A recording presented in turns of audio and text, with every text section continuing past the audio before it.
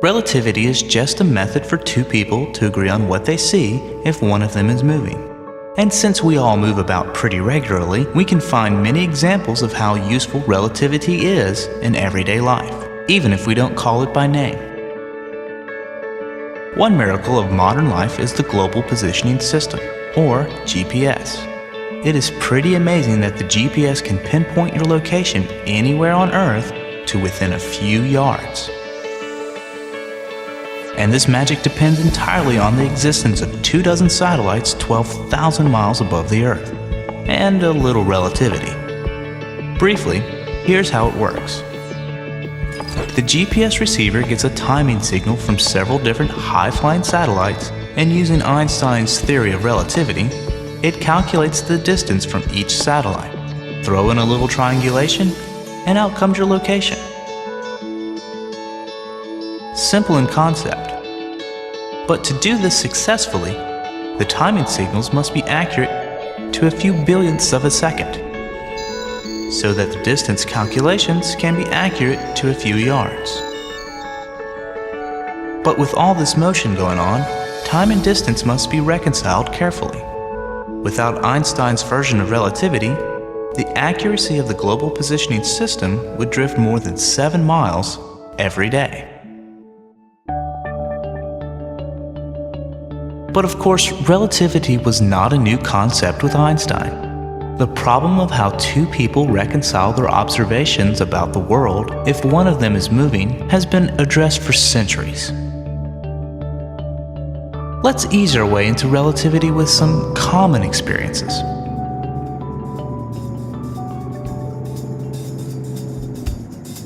If you are traveling in a car on a smooth, straight stretch of highway, there's no sensation of motion at all. You mean I could read a book, pour a drink, or flip a coin, and everything looks and feels the same as if the car were sitting still? That's because relative to the car, you, the book, the drink, and the coin are not moving. Notice that this works only if the car is not changing direction or speed. So if the car accelerates or turns, pouring that drink becomes a real problem. Oh, but constant motion feels just like sitting still.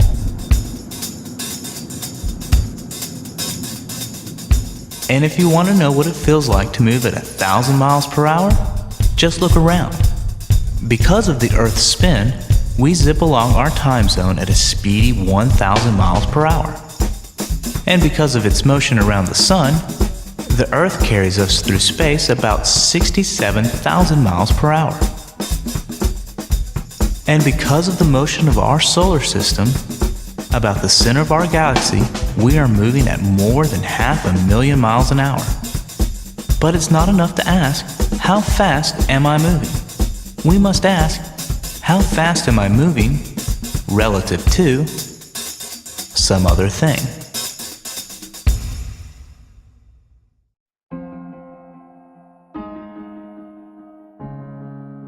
Let's make up a simple rule that allows two observers to agree on how fast something is moving.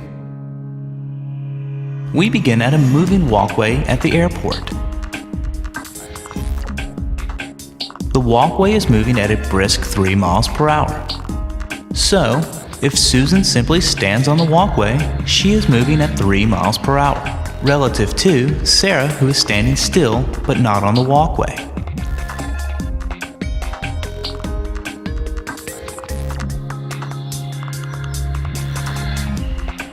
If Susan walks on the walkway at 3 miles per hour, she can accurately say she is walking at 3 miles per hour. But Sarah sees her moving at 6 miles per hour.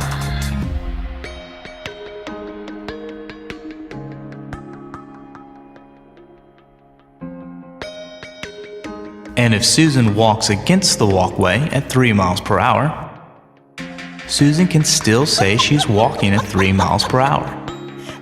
But now Sarah sees her as standing still, 0 miles per hour.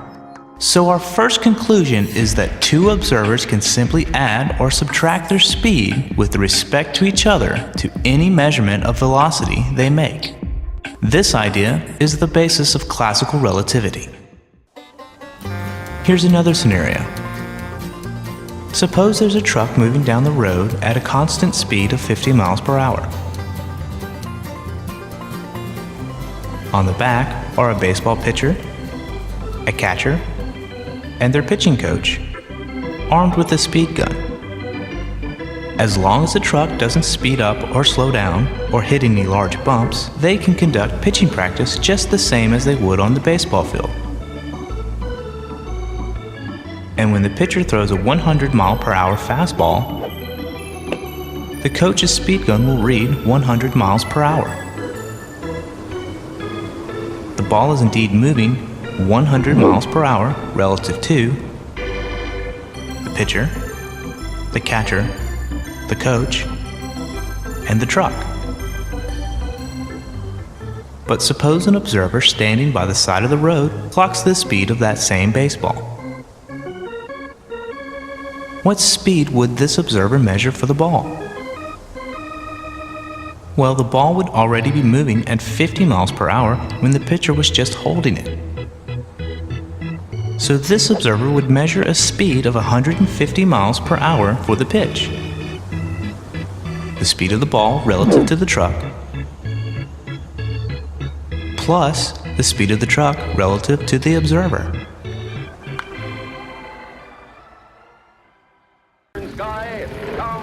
Imagine you and Sky King are flying in the Songbird, and you have a Red Ryder BB gun with you. You know that you're flying at 150 miles per hour, and you also know that when you fire your rifle at the target range, the bullet leaves the muzzle at only 100 miles per hour.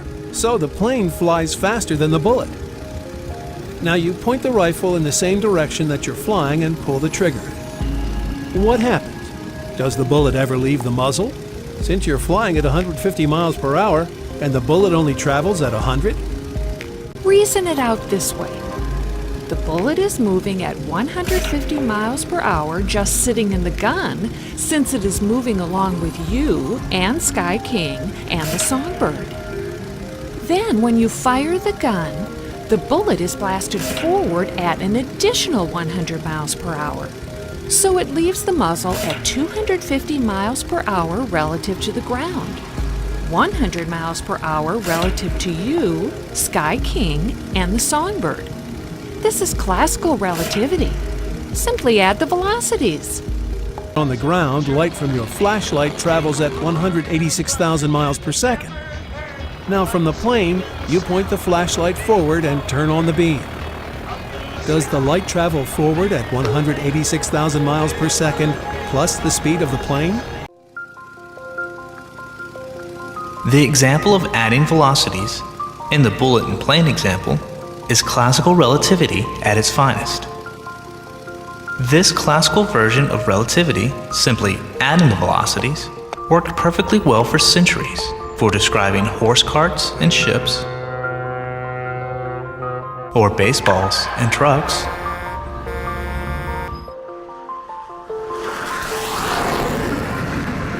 even airplanes and rockets and bullets. But the relativity of classical physics is merely a very close approximation to reality. At very, very fast speeds, classical relativity breaks down. But this wouldn't be clear until scientists began flying Sopwith camels and examining the nature of the fastest known thing, light. In the middle of the 19th century, it had been known for quite some time that electricity could be used to make a magnet, and that magnets could be used to make electricity. But the man who made the first color photograph, James Clerk Maxwell, unified everything known about electricity and magnetism in 4 magnificent equations. And these equations described an electromagnetic wave that would travel through the empty space at exactly the measured speed of light. And in fact, this wave was light.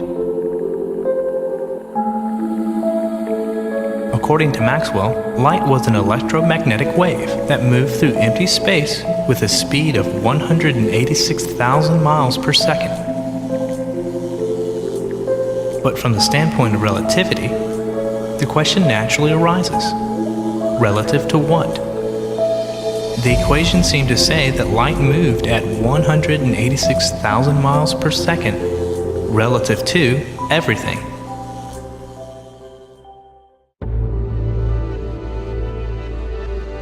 This was a dilemma facing the physicists at the turn of the 20th century.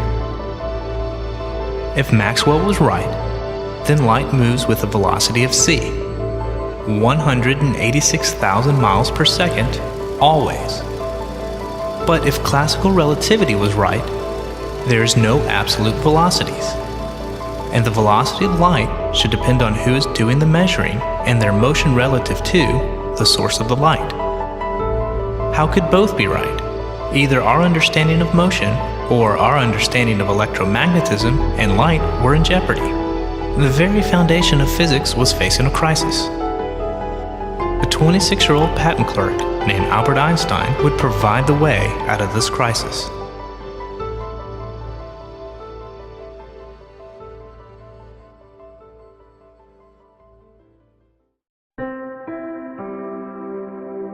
Einstein accepted both of these seemingly contradictory notions and changed the course of science.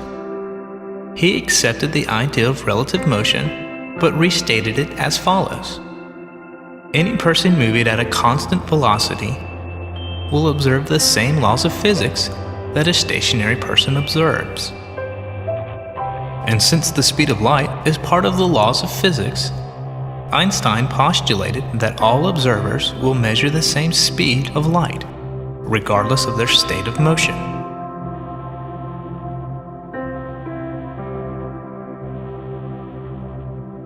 But speed is just a measure of distance moved in a given time. And in order to agree on the speed of light, different observers might have to disagree about distance and time.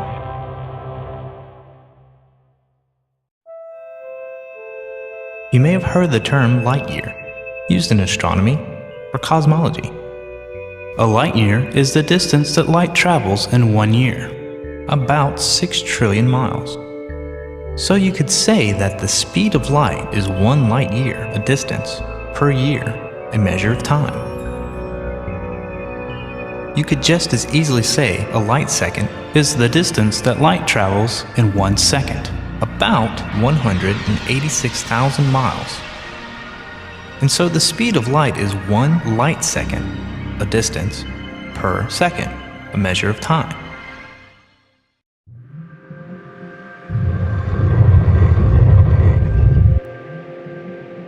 Here are 2 starships, one at rest and the other in motion. When the moving ship passes the stationary ship, each fires its laser. Now, according to Einstein, the speed of the laser light doesn't depend on the motion of the ship. So we see both beams traveling side by side at the same speed. The crew of the ship at rest witnessed their laser beam traveling 12 light seconds in 12 seconds, and report that light travels at the speed of 1 light second per second. Correct. But what about the beam from the moving ship? Does it travel only 6 light seconds in 12 seconds? If so, the crew on board the moving vessel would report that light travels at only half speed? No, they wouldn't. But why not? According to Einstein, light always travels at 1 light second per second, regardless of the motion of the person who measures it. How do we fix our picture so that this is right? Part of the answer lies in the fact that the clocks on the moving ship slow down. As we stated earlier, if we must agree on the speed of light, we may have to disagree on the measure of time. If the clocks on board the moving vessel ran only half as fast as the ones at rest, our problem would be completely solved. The light beam from the moving ship would still travel 6 light seconds, and with the slow clocks, it would take only 6 seconds for this to happen. And the crew would report that light travels at precisely 1 light second per second. But it turns out the clocks don't slow down enough to be the whole answer. So in a minute, we'll look at the second part of the answer.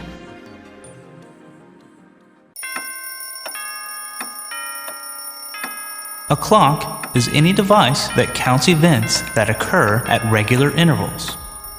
The event that drives a clock can be just about anything. The swing of a pendulum, the bounce of a ball, the unwinding of a spring, or the changing current in an electric circuit. Any regular event will do. Let's imagine constructing a clock in which a beam of light bounces between two mirrors.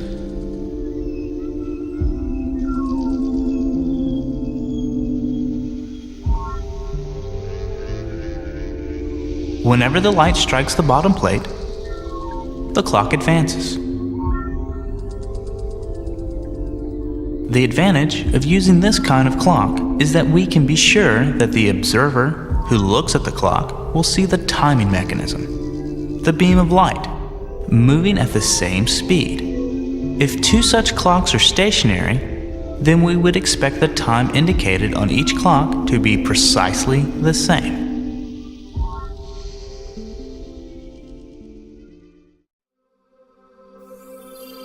But what happens when one clock is in motion? Notice although both clocks are identical, the moving clock ticks slower than the one at rest. In order to understand why, notice the paths of the light beams. The light in the stationary clock travels up and down vertically, but the light beam in the moving clock must travel a longer diagonal path. Since both beams travel at the same speed, and the upper beam travels a longer distance, the stationary observer sees the moving clock run slower than his own. This slowing down of clocks in motion is known as time dilation. It should be stressed that a person moving along with the moving clock would notice nothing unusual at all.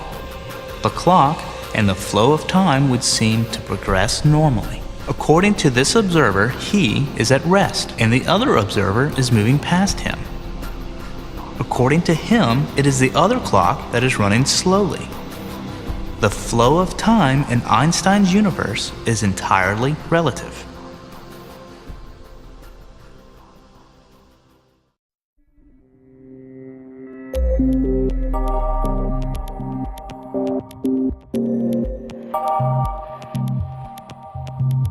Similar to the effect that motion has on time, there's a relativistic effect involving length as well. Any moving object is shortened along the direction of motion. This effect is known as length contraction. Length contraction is the second necessary consequence of Einstein's postulate that the speed of light is the same for all observers. We now know beyond all doubt that both length contraction and time dilation actually occur. With time dilation and length contraction together, we can now see the final solution of how Einstein's postulate allows the two starships to measure the same speed of light. As the upper starship passes, we see that the starship's clock runs slower than the one at rest. We also note that the starship itself is shortened or contracted. After 12 seconds elapse on the stationary clock, we see that only 9 seconds elapse on the moving clock, not the 6 seconds we assumed in an earlier example. But due to length contraction, the moving ship and all the rulers aboard are contracted just enough to make the measurement work. According to the crew, the beam of light travels 9 light seconds in 9 seconds. They now report that the light beam travels at the correct speed of 1 light second per second.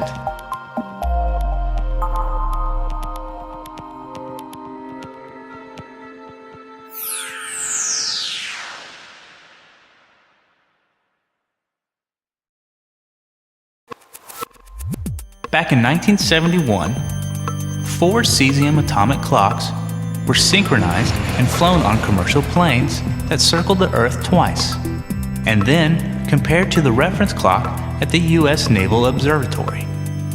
Sure enough, the moving clocks differed from the reference clock by exactly the amount predicted by relativity. Let's look at it a little differently. Here's a graph of a car traveling due east at its maximum speed of 100 miles per hour. It is making no progress in the northward direction. All of its speed is going east. Now let's turn a little to the northeast. Even though the car is still doing 100 miles per hour, it is going less than 100 miles per hour in the east direction, because some of the speed is being used to go north as well. Space and time can be thought of in the same way. Everything in the universe is traveling through space and time at the speed of light, the maximum speed available.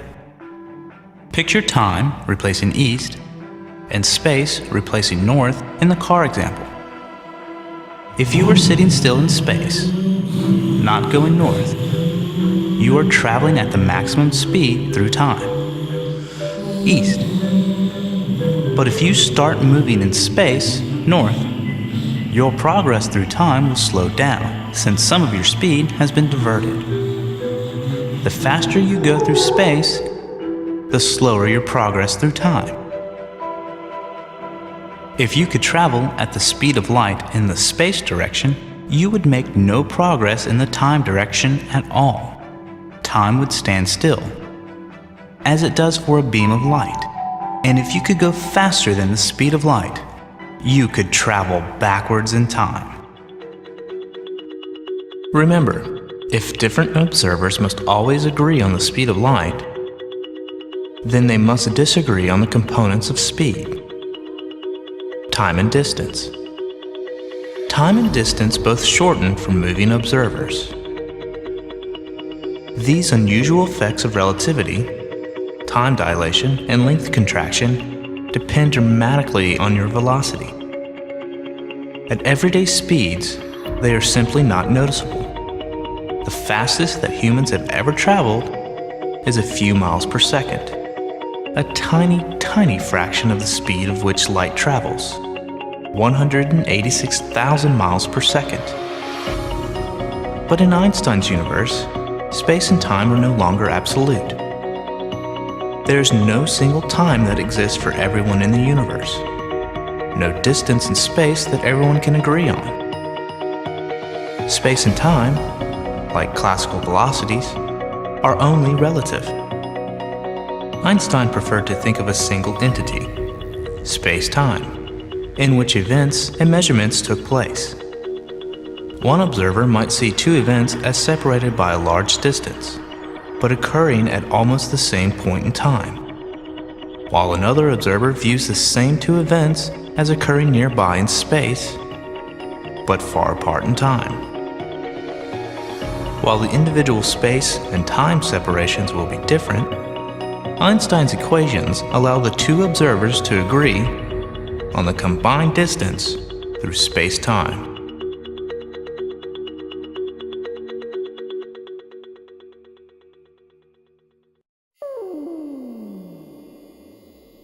It wasn't just our idea about space and time that were altered by Einstein's theory of relativity. Einstein also realized that we should have to reconsider the whole idea of energy. If we look closely at a proton in a particle accelerator, it is easy for scientists to see that only some of the energy that we apply actually increases the speed of the particle. The remainder simply increases the mass of the particle. The faster it goes, the heavier it gets. When it is traveling at almost the speed of light, almost all of the energy we apply just makes it heavier. That is why a particle with mass can never reach the speed of light. It gets heavier instead of going faster. This fact is summed up in Einstein's most famous equation, perhaps the most famous equation in all of science. E equals mc squared. Besides defining the energy of a body at rest, The equal sign also indicates that matter can be converted into energy, and vice versa. The conversion factor, the speed of light squared, is an enormous number. According to Einstein's equation, a tiny bit of mass can be converted into an enormous amount of energy.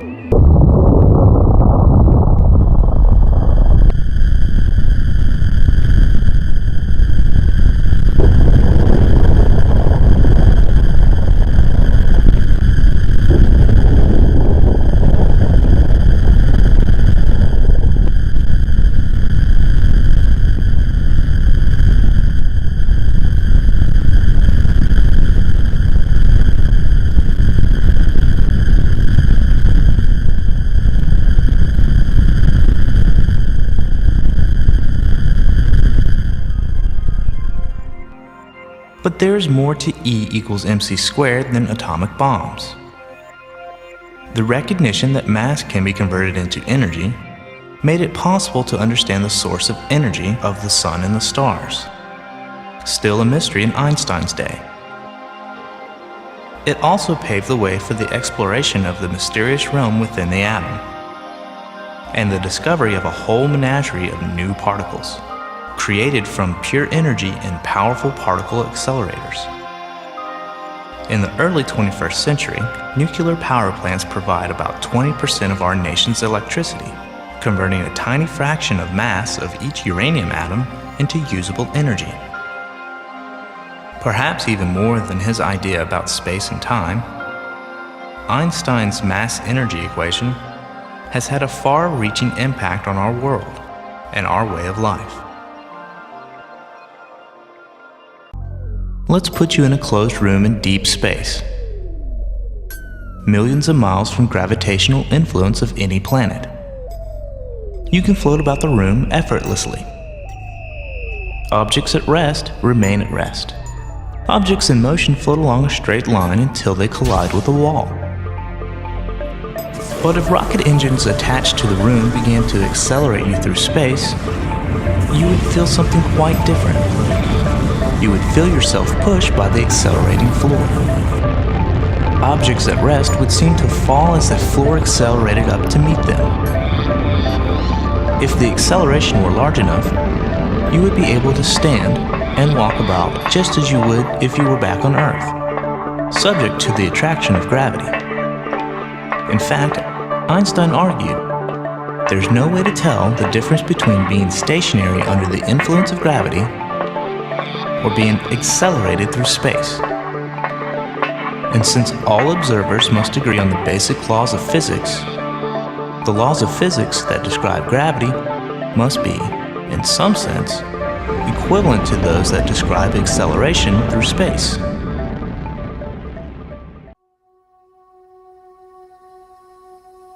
According to the general theory of relativity, the presence of matter in the universe alters the geometry of space.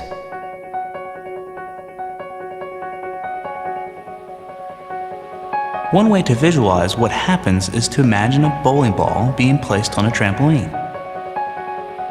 The bowling ball distorts the surface, causing the other objects in the vicinity to move towards it. Something like this is responsible for the force of gravitational attraction. Even though we have been able to calculate the strength of gravity since the time of Isaac Newton, we never really had a clear picture of how gravity works. An apple falls to earth, we would say, because some invisible force of attraction between the apple and the earth pulls them towards one another. But what causes this gravitational force? How does this attraction happen? Nobody really knew. So Einstein did away with the idea of an invisible force altogether. There's no mysterious force pulling the apple towards the earth. Rather, the presence of Earth in space causes a curvature of the surrounding space-time, and the apple simply follows the most natural path available to it as it moves through this curved space. In this case, a path that causes it to move towards the Earth.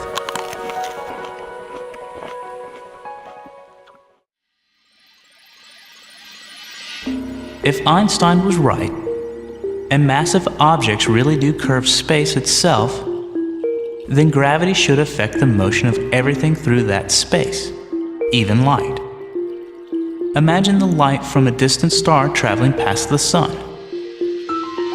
According to Isaac Newton, gravity is an attraction between all objects with mass, and since light has no mass, the star's light would be unaffected by the sun's gravity.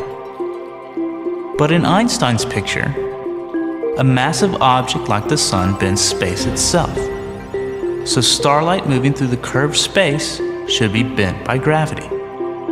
Who was right? It would be hard to tell. The deflection of light predicted by Einstein's equation was tiny. And besides, you can't see the light from stars that lie behind the sun because the sun is too bright. You need to be able to see the stars in the daytime. Luckily, just 4 years after Einstein's 1915 publication of the general theory of relativity, there was a solar eclipse due to occur across the Atlantic Ocean from northern Brazil to the coast of Africa. Astronomical expeditions were sent to both of these locations, equipped with telescopes and cameras to photograph the stars as they become visible behind the blotted out sun. If Einstein was right, the apparent positions of these stars would be shifted away from their true positions photographed months earlier, when the sun was in another part of the sky.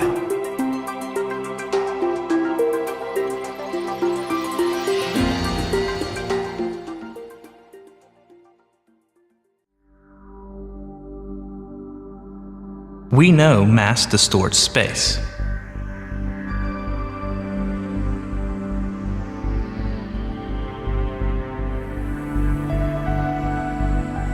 We know light is affected by gravity.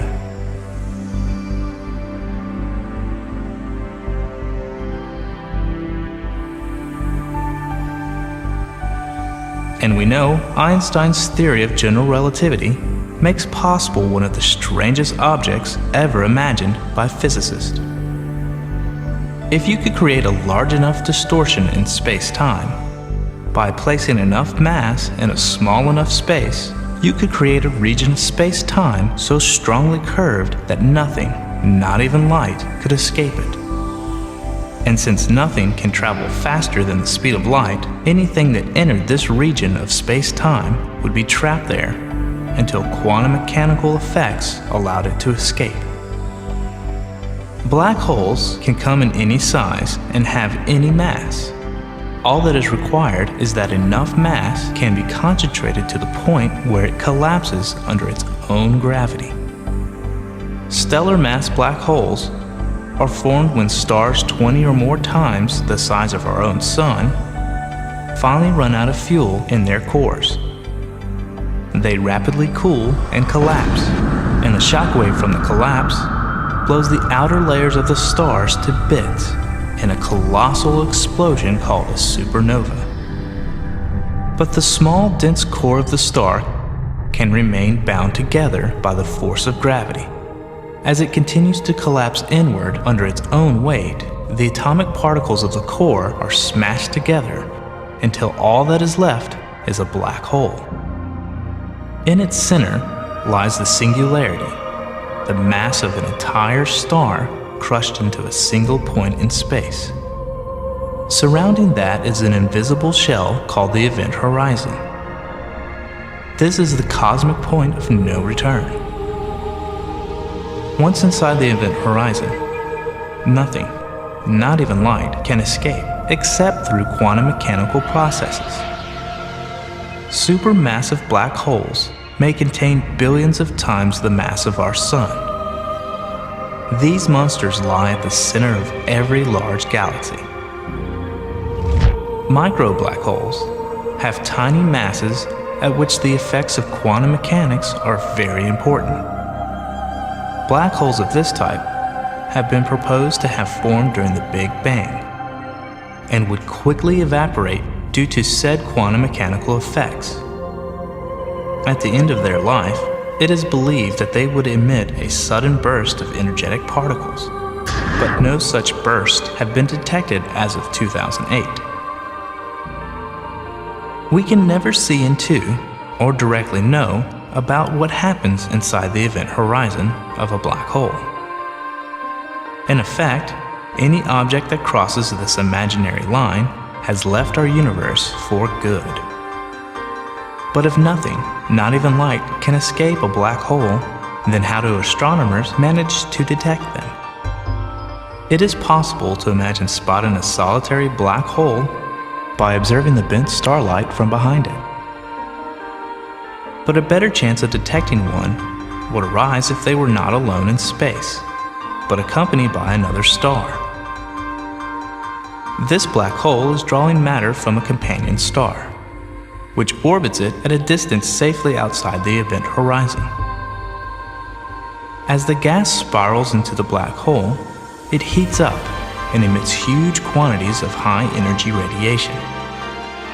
Intense radiation emerging from a small area, or stars orbiting small invisible companions, these are telltale calling cards of a black hole.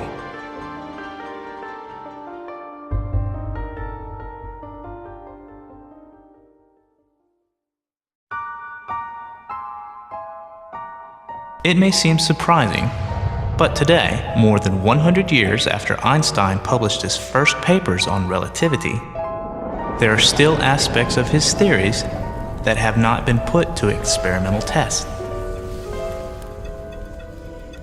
One is the idea if that there were a very violent event in space, such as a collision of two black holes, or a supernova explosion, that it would cause a ripple in the space-time fabric. By the time it got to Earth, the ripple would be minuscule. But scientists hope that with sensitive experiments, they might someday be able to detect the tiny distortions of space caused by these gravitational waves. Another prediction of general relativity, not tested until this century, is related to the effect of rotating objects on space-time. While a massive object only bends space in its vicinity, a spinning object will also twist the fabric of space. This was recently confirmed.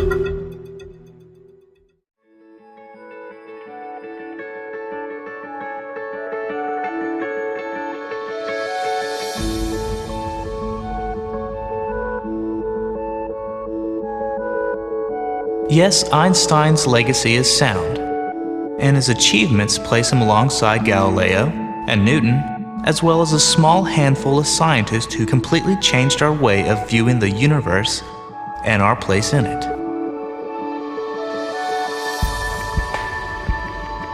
But new scientific ideas can take a long time to reach the public consciousness. Perhaps in another 100 years, people will take the relativity of space and time just as much for granted as we take the daily rotation of the Earth. Perhaps by then, humankind will travel between the stars as routinely as we travel in airplanes today. Albert Einstein was clearly a man for all time.